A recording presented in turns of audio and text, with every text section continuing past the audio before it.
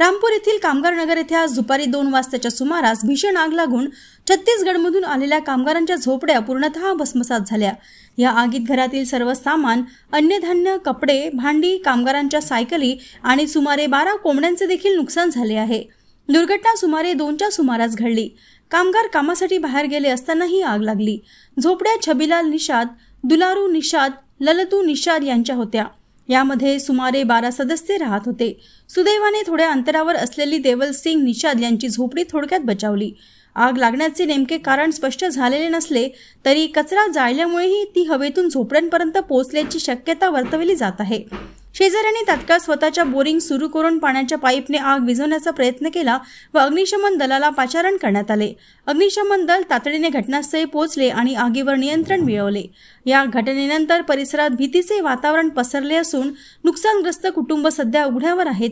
या पार्श्वभूमीवर रामपूर ग्रामपंचायतीचे सरपंच निकिता रमेश झाडे व शिवसेना उभाठा उपतालुका प्रमुख रमेश झाडे यांनी घटनास्थळी भेट देऊन पीडित कुटुंबियांना अन्नधान्य, तेल, तिखट, मीठ, चादरी, कपडे आणि रोख स्वरूपात मदत देत माणुसकीचे दर्शन घडवले।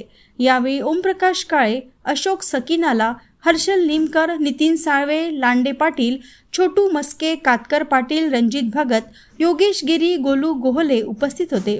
रमेश झाडे यांनी प्रशासनाकडे मागणी केली की या कुटुंबांना तातडीने निवारा, अन्नधान्य आणि आवश्यक वस्तूंची पुरवठा करण्यात यावा।